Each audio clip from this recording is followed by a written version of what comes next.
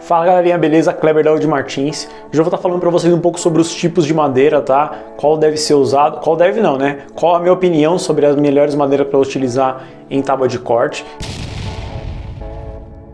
E primeiramente eu gostaria de começar o vídeo agradecendo vocês. Nós somos quase 3.000 inscritos aqui no canal.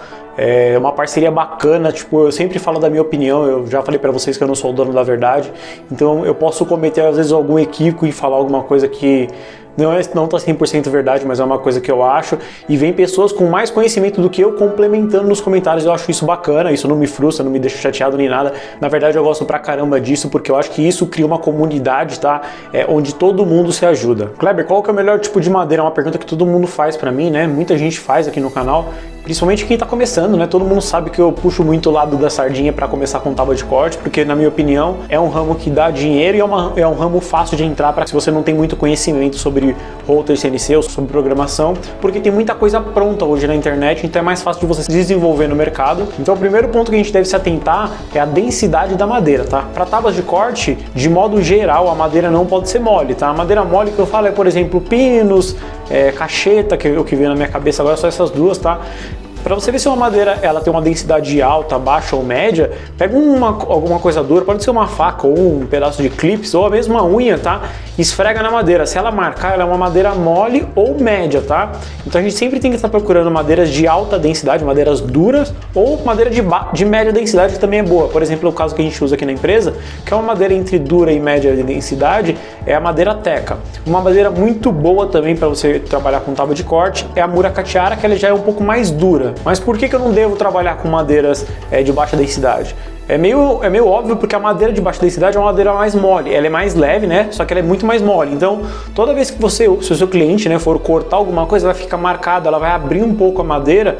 E sempre quando a gente tem fissuras numa tábua de corte, aquilo acumula sujeira, acumula comida, é difícil para lavar, é difícil para higienizar. Isso pode acarretar outros problemas. Então, a gente sempre deve procurar madeiras mais duras, tá? Madeira de alta densidade. Uma outra coisa que a gente deve ficar atento é ao cheiro da madeira, tá? De modo geral, madeiras que têm um cheiro muito forte, elas acabam passando o gosto pro alimento, tá? É meio instintivo, né? A gente sente um cheiro forte, a gente já imagina o gosto que aquilo tenha. Roxinho, por exemplo, ele tem um cheiro muito característico da madeira.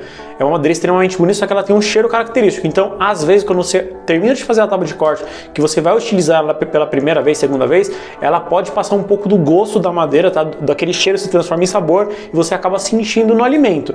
Então, o que eu recomendo, se você vai utilizar madeiras com cheiro muito forte, tá? Algumas você vai perceber que nem dá para utilizar. Uma madeira, por exemplo, roxinho, dá para fazer tábua com roxinho.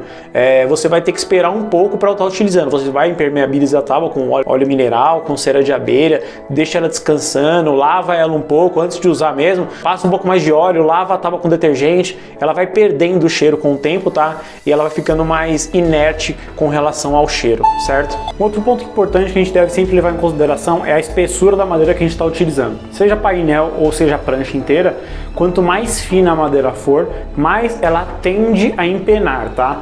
E quanto mais estreita for a nossa tábua de corte, tá? Mais firme ela vai ficar, tá? Quanto mais largo e mais fino, mais ela tende a empenar, e quanto menor, tá? Mais estreita ela for na largura, tá? E quanto mais grossa, mais dificuldade ela vai ter de empenar a tábua de corte, tá? Com o uso. Uma questão fundamental também para a escolha da madeira é a localização que você tá no Brasil. A minha empresa está em São Paulo, então eu tenho muita dificuldade de encontrar madeira maciça, tá? No final do vídeo eu vou deixar o link, tá? Eu vou falar para vocês onde a gente compra nossas madeiras, onde eu recomendo, onde tem madeira maciça que encontra com facilidade. Mas aqui em São Paulo, de um modo geral, madeira maciça é muito difícil de encontrar, e quando você encontra, ela é muito cara. É por isso que a gente acaba utilizando painéis. Mas se na sua região for fácil encontrar madeira maciça, opte por isso, porque o acabamento, a estética final de uma peça feita em madeira maciça, ela é mais bonita. É uma peça sempre sai diferente da outra, tem aquelas riscas, né, na madeira, que é um natural, veio natural da madeira.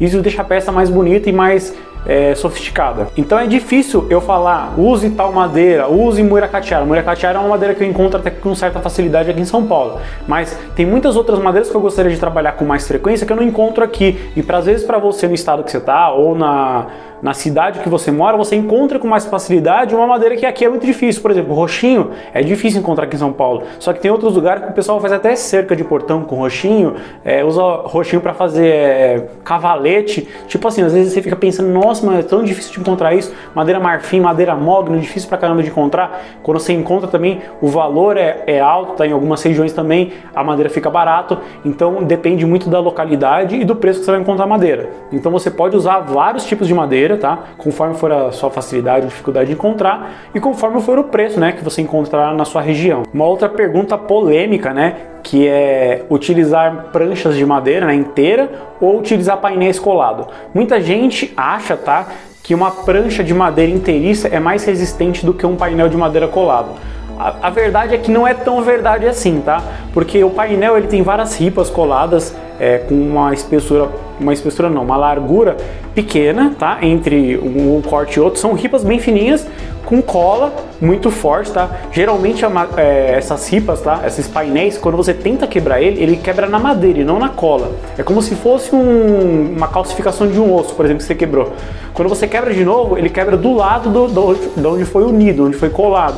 Porque a união, tá? No caso a colagem, ela acaba ficando mais forte do que a própria madeira. Então não tem vantagem nem desvantagem utilizar painel ou prancha de madeira, se a gente for olhar só pelo lado da resistência. Painel ele tem uma vantagem muito maior para fazer tábua de corte, porque a gente encontra em diversas larguras para a gente cortar.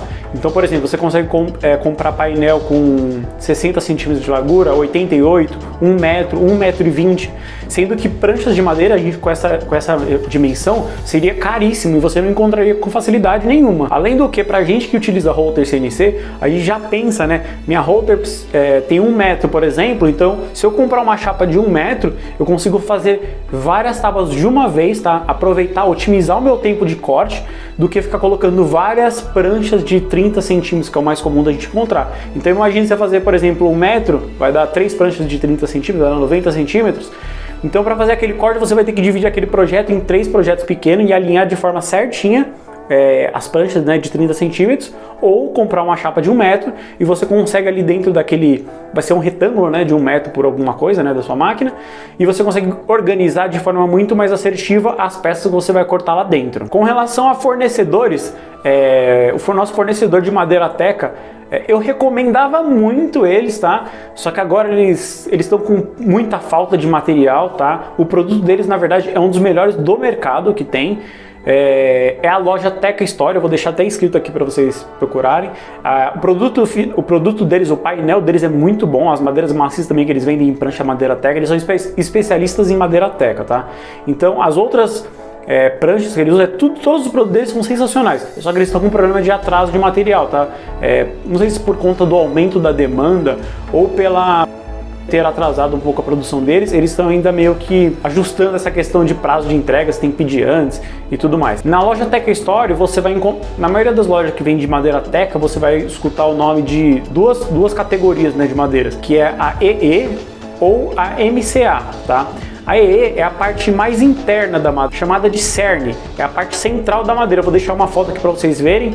E a parte mais externa, né, é o alburno, tá? Que é aquela parte mais clara da madeira. Quando a gente opta pela madeira EE, a gente vai utilizar madeiras que são puro cerne. Puro cerne, ele vai utilizar a maior parte, né? A maioria das madeiras que estão compostas dentro de um painel é formada pelaquela parte mais central da árvore. Então, a chapa fica mais uniforme, tá? Porque não tem tanta variação de cor, tá? Da parte interna para a parte externa da madeira. Então, ela fica mais uniforme e ela fica mais rígida, porque a parte central do tronco ela é mais dura. Ou a gente opta também pelo painel de MCA, que é um painel que utiliza parte do cerne e parte do alburno, né? Que é aquela parte mais clara. Então é um painel mais mesclado, vou colocar uma foto para vocês verem. Então você vê que tem meio que um mosaico, muita gente chama de mosaico também esse tipo de painel. Então vai muito também da preferência que você quer que o seu produto final tenha, tá?